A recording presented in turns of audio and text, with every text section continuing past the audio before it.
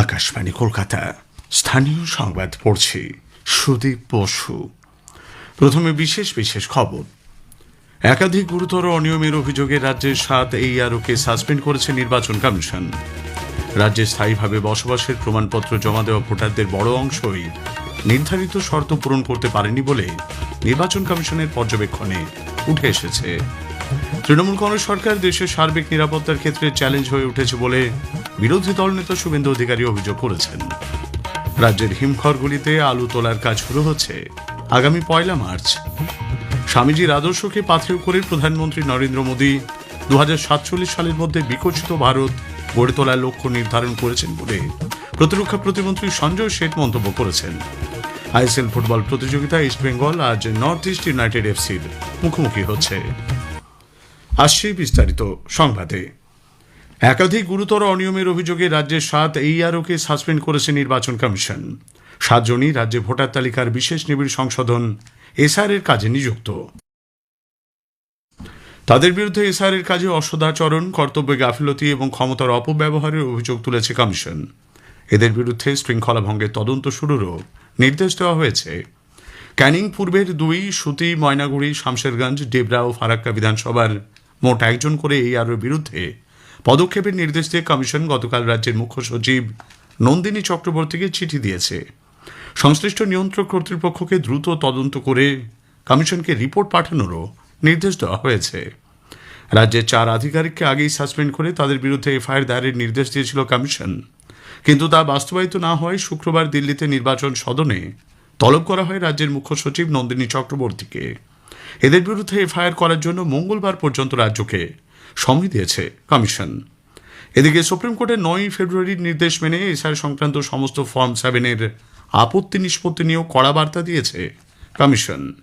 রাজ্যের মুখ্য নির্বাচনী আধিকারিককে পাঠানো পৃথক চিঠিতে বলা হয়েছে এখনও পর্যন্ত জমা পড়া সমস্ত ফর্ম 7 অবিলম্বে সংশ্লিষ্ট ERO এবং AROদের কাছে পাঠাতে হবে। আইন অনুযায়ী প্রতিটি আপত্তির নিষ্পত্তি নিশ্চিত করতে হবে। রাজ্যে স্থায়ীভাবে বসবাসের প্রমাণপত্র বা ডোমিসাইল সার্টিফিকেট জমা দেওয়া ভোটারদের বড় অংশই কমিশনের নির্ধারিত শর্ত পূরণ করছেন না বলে প্রাথমিক পর্যবেক্ষণ উঠে এসেছে। নির্বাচন কমিশন সূত্রে খবর, এখনও পর্যন্ত যারা ডোমিসাইল সার্টিফিকেট জমা দিয়েছেন তাদের প্রায় 99% ওই শংসাপত্রের প্রকৃত অধিকারী নন। কমিশনের গাইডলাইন অনুযায়ী শর্ত পূরণ না করলে সেই বসবাসের শংসাপত্র গ্রহণযোগ্য হবে না। ফলে সংশ্লিষ্ট ভোটারদের নাম চূড়ান্ত তালিকা থেকে বাদ পড়তে পারে। নির্বাচন কমিশনের তরফে জানানো হয়েছে প্রতিটি নথি খতিয়ে দেখে চূড়ান্ত সিদ্ধান্ত নেওয়া হবে। নদিয়ার কালীগঞ্জ ব্লকের আশাচিয়া গ্রামে এক BLOকে মারধরের গুরুতর অভিযোগ উঠেছে এলাকার কয়েকজনের বিরুদ্ধে। আলী সাহেব শেখ নামে ওই ব্যক্তির মাথায় গুরুতর আঘাত লেগেছে। রক্তাক্ত অবস্থায় প্রথমে তাকে কালীগঞ্জ ব্লক হাসপাতালে, পরে শারীরিক অবস্থার অবনতি হলে শক্তিনগর জেলা হাসপাতালে স্থানান্তরিত করা হয়। তৃণমূল কংগ্রেস সরকার দেশের সার্বিক নিরাপত্তার ক্ষেত্রে চ্যালেঞ্জ হয়ে উঠেছে বলে বিরোধী দলনেতা শুভেন্দু অধিকারী অভিযোগ করেছেন। গতকাল এক্স হ্যান্ডেলে এক পোস্টে শ্রী অধিকারী বলেন, কেন্দ্রীয় সরকার সীমান্তে বেড়া দেওয়ার জন্য বারবার জমি চাইলেও রাজ্য সরকার এই ব্যাপারে পূর্ণ সহযোগিতা করছে না। নির্দিষ্ট সময়সীমার মধ্যে তিনি সীমান্তে বেড়া দেওয়ার কাজ সম্পূর্ণ করার দাবি জানান। রাজ্যের শাসক দলের বিরুদ্ধে ভোট ব্যাংকের জন্য তোষণের রাজনীতির অভিযোগ তুলেছেন তিনি। যুবসাথী প্রকল্পের ভাতার আবেদন জানাতে গিয়ে উত্তর দিনাজপুরের চোপড়ায় এক যুবককে বেধড়ক মারধরের অভিযোগ উঠেছে পুলিশের বিরুদ্ধে। গতকাল সকাল থেকেই চোপড়া BDO অফিসের সামনে যুবসাথী প্রকল্পে আবেদনের জন্য বিশাল লাইন পড়েছিল। বিশৃঙ্খলা থেকে পুলিশের সঙ্গে বচসা শুরু হয় কয়েকজনের। এরপরই পুলিশের তরফে ওই যুবককে গালিগালাজ করা হয়েছে বলে অভিযোগ পরিবারের। রাজ্যে বেকার ভাতার জন্য লম্বা লাইন দেখে পশ্চিমবঙ্গের অর্থনীতির দৈন্যদশার চিত্রই স্পষ্ট হয়ে উঠেছে বলে কংগ্রেস নেতা অধীর রঞ্জন চৌধুরী মন্তব্য করেছেন। ভোটের দিকে তাকিয়ে সরকারি কোষাগার থেকে এই ভাতা দেওয়ার ব্যবস্থা বলে মন্তব্য করেন তিনি। সব জায়গায় লম্বা লাইন, লক্ষ্মীর ভান্ডারের লম্বা লাইন, এগুলো এটাই প্রমাণ করে আমাদের দেশের, আমাদের রাজ্যের দারিদ্রতা কতটা, কত অভাবের মধ্যে আছে তারা। তাদেরকে আমরা নিজের পায়ে দাঁড়িয়ে মর্যাদার জীবন দিতে পারছি না। সরকারি কোষাগার থেকে তাদেরকে আমরা ভোটের আগে ঘুষ দিচ্ছি। গতকাল তিনি আরও বলেন, তার দল ভাতা দেওয়ার বিরোধিতা করছে না, কিন্তু বেকারদের নিজের পায়ে দাঁড়ানোর জন্য সরকারের তরফ থেকে পরিকল্পনা মাফিক ব্যবস্থা গ্রহণেরও দাবি জানান অধীরবাবু। বিজেপি নেতা দিলীপ ঘোষ বেকার ভাতার বিরোধিতা করে বলেন, পূর্ববর্তী সিপিআইএম নেতৃত্বাধীন সরকারও ভাতা চালু করেছিল, তাতে কারো লাভ হয়নি বলেও তিনি জানান। লক্ষ লক্ষ বেকার আছে, কিসের আধারে তাদেরকে সিলেক্ট করা হলো যাদেরকে ভাতা দেওয়া হবে? প্রশ্নটাই আছে। কেবল নির্বাচনের জন্য ক্যাডার ভাতা হিসেবে এটা কি চালু করা হলো? বেকার ভাতা তো সিপিএম ও চালু করেছিল, তাতে কি হয়ে গেছে? কার লাভ হয়েছে? তারপরে বন্ধ হয়ে যাবে এক সময়। এদিকে অন্তর্বর্তী বাজেটে ঘোষিত বিভিন্ন সামাজিক সুরক্ষা প্রকল্পের সুবিধা নেওয়ার জন্য রাজ্য জুড়ে শুরু হওয়া শিবিরগুলিতে অফলাইনে 5 লক্ষের বেশি আবেদন জমা পড়েছে। এর মধ্যে বাংলা যুবসাথী প্রকল্পে সব থেকে বেশি আবেদন জমা পড়েছে। এছাড়াও কৃষক ক্ষেত মজুতদের বার্ষিক আর্থিক সহায়তা প্রদান, সেচের জল ব্যবহারে জলকর মকুব এবং লক্ষ্মীর ভাণ্ডার সংক্রান্ত প্রকল্পেও আবেদন জমা নেওয়ার কাজ চলছে। আগামী 26 তারিখ পর্যন্ত এই আবেদন জমা নেওয়া হবে। বাংলা যুবসাথী প্রকল্পে এক আবেদনকারী আকাশবাণীকে জানালেন, ধারণা কি কতটুকু মোবাইল রিচার্জ হয়েছে, সাধারণ যেগুলো হয় সেগুলোই হবে, এছাড়া আর কিছু নেই। 1,500 টাকায় কোনো কিছুই হবে না, কর্মসংস্থান হলে ভালো হয়। স্থানীয় সংবাদ শুনছেন আকাশবাণী কলকাতা কেন্দ্র থেকে। রাজ্যের হিমঘরগুলিতে আলু তোলার কাজ শুরু হচ্ছে আগামী 1 মার্চ থেকে। ছোট প্রান্তিক চাষিদের জন্য মোট সংরক্ষিত জায়গার 30% প্রথমে বরাদ্দ রাখা হবে বলে জানিয়েছে রাজ্যের কৃষি বিপণন দপ্তর। আগে এলে আগে পাবেন ভিত্তিতে এই জায়গা পাওয়া যাবে। একজন চাষি সর্বোচ্চ 35 কুইন্টাল বা 70 বস্তা পর্যন্ত আলু রাখতে পারবেন। প্রতিরক্ষা প্রতিমন্ত্রী সঞ্জয় শেঠ গতকাল ব্যারাকপুর রামকৃষ্ণ বিবেকানন্দ মিশনের কাছে স্বামী বিবেকানন্দের একটি পূর্ণাবয় মূর্তির আবরণ উন্মোচন করেছেন। তিনি মিশনের সুবর্ণ জয়ন্তী বর্ষ উদযাপন অনুষ্ঠানেও যোগ দেন। শ্রী শেঠ বলেন, স্বামীজির আদর্শকে পাথেয় করে প্রধানমন্ত্রী নরেন্দ্র মোদী দেশকে উন্নয়নের শিখরে নিয়ে যাওয়ার উদ্যোগ নিয়েছেন। 2047 সালে বিকশিত ভারতে যে লক্ষ্য প্রধানমন্ত্রী নিয়েছেন তাতে রামকৃষ্ণ বিবেকানন্দ মিশনের বিরাট ভূমিকা রয়েছে। मेरा सौभाग्य रहा कि रामकृष्ण विवेकानंद मिशन में युग पुरुष जिनकी प्रेरणा से पूरा देश आगे बढ़ रहा है, स्वामी विवेकानंद जी की प्रतिमा का अनावरण करने का। और ये स्थल बहुत पवित्र स्थल है जहां से लगभग 20,000 ऐसे बच्चे जो संस्कारी होकर देश के लिए नेशन फर्स्ट, राष्ट्र प्रथम के लिए आगे बढ़ रहे हैं। দক্ষিণ 24 পরগনার মহেশতলা পুরসভার 20 নম্বর ওয়ার্ডের আখড়া পুরাতন বাজার ফেরিঘাট রোডে অগ্নিকাণ্ডে একটি কাপড়ের দোকানের ব্যাপক ক্ষতি হয়েছে। সমীর কোটাল নামে ওই ব্যবসায়ীর মুদিখানা, ইমিটেশন এবং কাপড়ের দোকানে হঠাৎ আগুন লাগে বলে খবর। দমকলের 2টি ইঞ্জিন ঘটনাস্থলে যায়, প্রায় 2 ঘন্টার চেষ্টায় আগুন নিয়ন্ত্রণে আনে।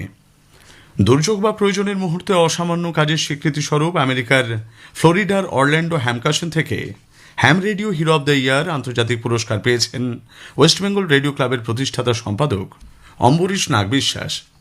উল্লেখ্য, হারানো মানুষকে বাড়ি ফেরানোর ক্ষেত্রে উল্লেখযোগ্য কৃতিত্বের জন্য এই প্রতিষ্ঠানটি আগেও 2 বার আমেরিকার নিউজ লাইন থেকে বেস্ট অ্যামেচার রেডিও ক্লাবের শিরোপা পেয়েছে। উত্তরে বাতাস বজায় থাকায় রাজ্যের প্রায় সব জেলাতেই ভোরের দিকে এখনও শীতের আমেজ। সর্বত্রই সর্বনিম্ন তাপমাত্রা স্বাভাবিক বা তার নিচে রয়েছে।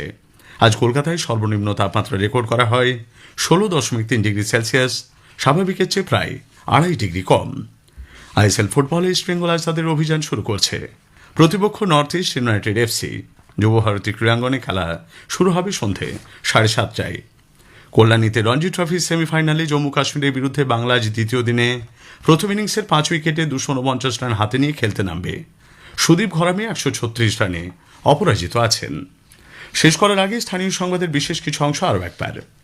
একাধিক গুরুতর অনিয়মের অভিযোগে রাজ্যের 7 AROকে সাসপেন্ড করেছে নির্বাচন কমিশন। তৃণমূল কংগ্রেস সরকার দেশের সার্বিক নিরাপত্তার ক্ষেত্রে চ্যালেঞ্জ বলে বিরোধী দলনেতা শুভেন্দু অধিকারী অভিযোগ করেছেন। আইএসএল ফুটবল প্রতিযোগিতায় ইস্টবেঙ্গল আজ নর্থ ইস্ট ইউনাইটেড এফসির মুখোমুখি হবে। স্থানীয় সংবাদ শেষ হল। আকাশবাণী খবর পড়ছি প্রিয়া বিশ্বকর্মা। প্রথমে বিশেষ খবর। নতুন দিল্লির ভারত মণ্ডপমে আজ ইন্ডিয়া এআই ইম্প্যাক্ট সামিট 2026 শুরু হচ্ছে। প্রধানমন্ত্রী নরেন্দ্র মোদী ওই সম্মেলনে ইন্ডিয়া এআই ইম্প্যাক্ট এক্সপোর উদ্বোধন করবেন। নিরাপত্তা সংক্রান্ত যে কোনো চ্যালেঞ্জের মোকাবিলায় ভারত সর্বদা প্রস্তুত বলে প্রধানমন্ত্রী জানিয়েছেন। একাধিক অনিয়মের অভিযোগে নির্বাচন কমিশন পশ্চিমবঙ্গের 7 AROর বিরুদ্ধে শাস্তিমূলক ব্যবস্থা নেওয়ার নির্দেশ দিয়েছে। অসমে আসন্ন বিধানসভা ভোটের প্রস্তুতি খতিয়ে দেখতে মুখ্য নির্বাচন কমিশনার জ্ঞানেশ কুমার আজ গুয়াহাটি সফর করবেন। সেনাপ্রধান জেনারেল উপেন্দ্র দ্বিবেদী 4 দিনের সফরে আজ অস্ট্রেলিয়া যাচ্ছেন। আইসিসি টি-20 ক্রিকেট বিশ্বকাপের গ্রুপ পর্বের ম্যাচে আজ আফগানিস্তান, সংযুক্ত আরব আমিরশাহির, ইতালি ইংল্যান্ডের এবং শ্রীলঙ্কা অস্ট্রেলিয়ার মুখোমুখি হবে। আসছে বিস্তারিত খবরে। কৃত্রিম বুদ্ধিমত্তা বা এআই এর প্রভাব সংক্রান্ত সম্মেলন ইন্ডিয়া এআই ইম্প্যাক্ট সামিট 2026 আজ নতুন দিল্লির ভারত মণ্ডপমে শুরু হচ্ছে। 5 দিনব্যাপী এই সম্মেলনটি আন্তর্জাতিক স্তরের প্রথম এআই সামিট, যা দক্ষিণী বিশ্বে আয়োজন করা হচ্ছে। 20টি দেশের বিশ্ব নেতা এই অনুষ্ঠানে অংশ নেবেন। এদের মধ্যে রয়েছেন ফ্রান্সের রাষ্ট্রপতি ইমানুয়েল ম্যাক্রঁ, ব্রাজিলের president Luis Inacio Lula da Silva, স্পেনের রাষ্ট্রপতি পেড্রো সানচেস, সুইজারল্যান্ডের রাষ্ট্রপতি গাই পারমেলিন, সংযুক্ত আরব আমিরশাহির যুবরাজ শেখ খালেদ বিন মোহাম্মদ বিন জায়েদ আল নাহিয়ান প্রমুখ। বিদেশ মন্ত্রকের তরফে এক বিবৃতিতে জানানো হয়েছে, Bolivia, Croatia, Finland, Greece, Guyana, Kazakhstan, Serbia এবং স্লোভাকিয়ার নেতারাও সম্মেলনে যোগ দেবেন। অংশ নেবেন 45টিরও বেশি দেশের মন্ত্রী পর্যায়ের প্রতিনিধি দল। রাষ্ট্রসংঘের মহাসচিব এবং বিভিন্ন আন্তর্জাতিক সংস্থার উচ্চপদস্থ আধিকারিকরাও আলোচনা সভায় যোগ দেবেন। 3টি মূল স্তম্ভ বা সূত্রের ওপর ভিত্তি করে এই সম্মেলনের পরিকল্পনা করা হয়েছে। এগুলি হল সাধারণ মানুষ, পৃথিবী এবং অগ্রগতি। প্রধানমন্ত্রী নরেন্দ্র মোদী আজ নতুন দিল্লিতে ইন্ডিয়া এআই ইম্প্যাক্ট এক্সপো 2026-এর উদ্বোধন করবেন। ইন্ডিয়া এআই ইম্প্যাক্ট সামিট 2026-এর সঙ্গেই 5 দিনব্যাপী এই এক্সপো চলবে। Australia, Japan, Russia, Britain, France, Germany, Italy, Netherlands, Switzerland, Serbia, Estonia, Tajikistan এবং আফ্রিকা সহ 13টি দেশের প্যাভিলিয়ন থাকবে এখানে। 600টিরও বেশি স্টার্টআপ এতে অংশ নিচ্ছে। এই প্রদর্শনীতে 500টিরও বেশি সেশন থাকছে।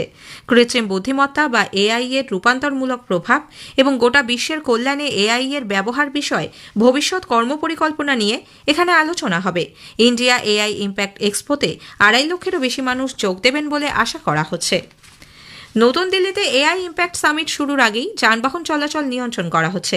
ভারত মণ্ডপম এবং সুষমা স্বরাজ ভবনে অংশগ্রহণকারী প্রতিনিধিদের পার্কিংয়ের সমস্যার কারণে এবং যানজট এড়াতে গণপরিবহনের সুবিধা নেওয়ার পরামর্শ দেওয়া হয়েছে। এদিকে দিল্লি পুলিশের তরফে ভারত মণ্ডপম সংলগ্ন কয়েকটি রাস্তায় যান চলাচল নিয়ন্ত্রণ করা হচ্ছে। মথুরা রোড, সুব্রমণিয়াম ভারতী মার্গ, আকবর রোড সহ একাধিক রাস্তায় যানজট এড়াতে কঠোর ব্যবস্থা নিচ্ছে পুলিশ। পরিকাঠামোগত সংস্কার, নতুন উদ্ভাবনকে আরও বেশি উৎসাহিত করা এবং প্রশাসনিক ব্যবস্থাপনা সহজতর করা, এই 3টি বিষয়কে আগামী দশকে অগ্রাধিকার দেওয়া হচ্ছে বলে প্রধানমন্ত্রী নরেন্দ্র মোদী জানিয়েছেন। একটি সংবাদ সংস্থাকে দেওয়া সাক্ষাৎকারে শ্রী মোদী বলেন, তার সরকারের রিফর্ম এক্সপ্রেস সাধারণ নাগরিকদের বিশেষভাবে উপকৃত করছে। 2026-27 অর্থবর্ষের কেন্দ্রীয় বাজেট উন্নত ভারত হয়ে ওঠার পথে সক্রিয় পদক্ষেপ। তিনি আরও বলেন, প্রতিরক্ষা ক্ষেত্রে সংস্কারের নজির অপারেশন সিন্দুরের সময় গোটা বিশ্ব প্রত্যক্ষ করেছে।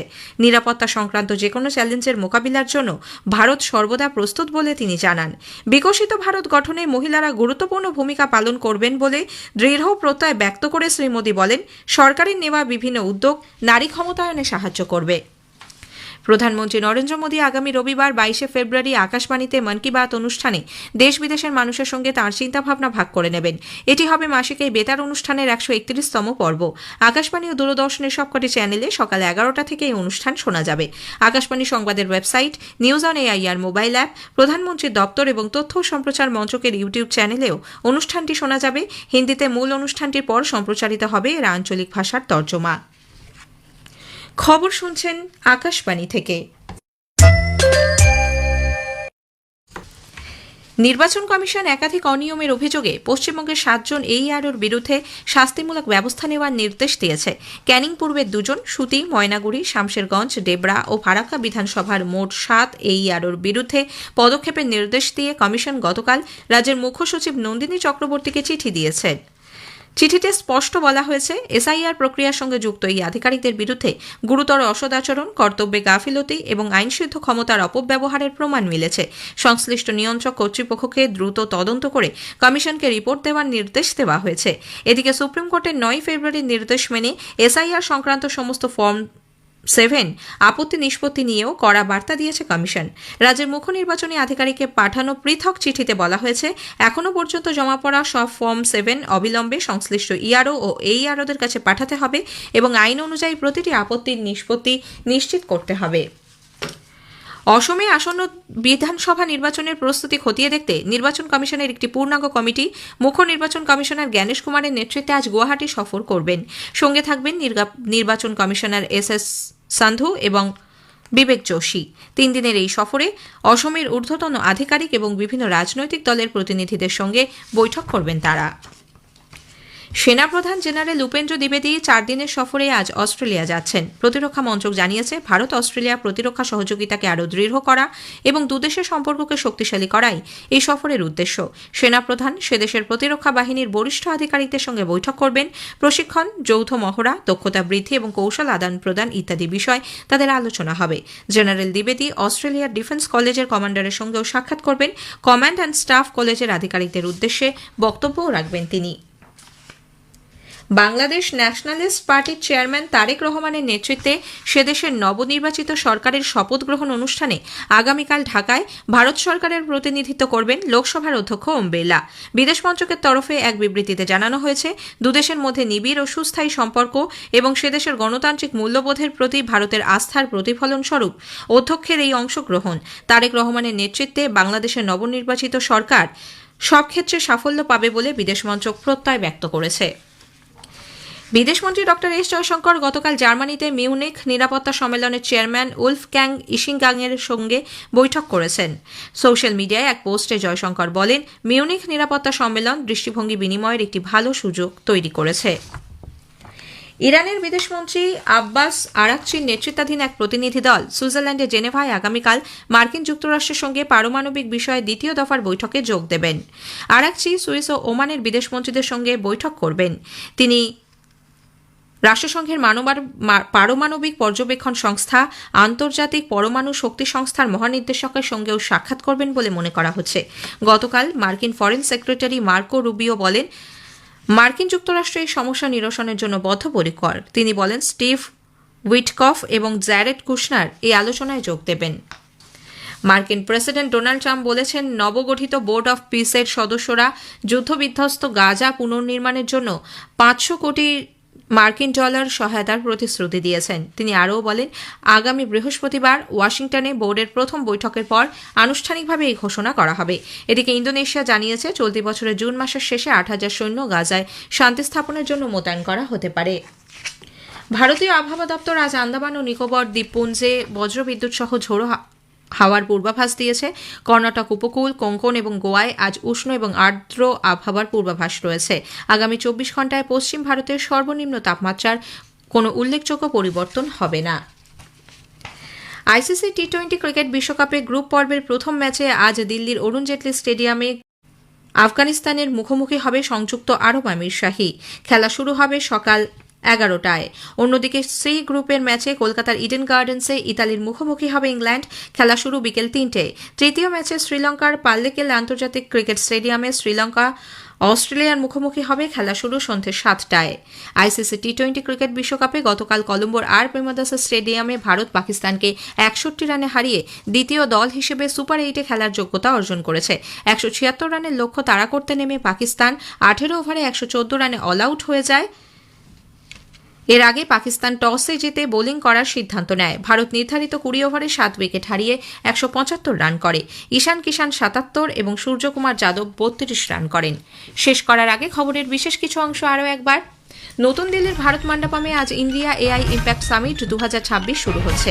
প্রধানমন্ত্রী নরেন্দ্র মোদী ওই সম্মেলনে ইন্ডিয়া এআই ইম্প্যাক্ট এক্সপোর উদ্বোধন করবেন।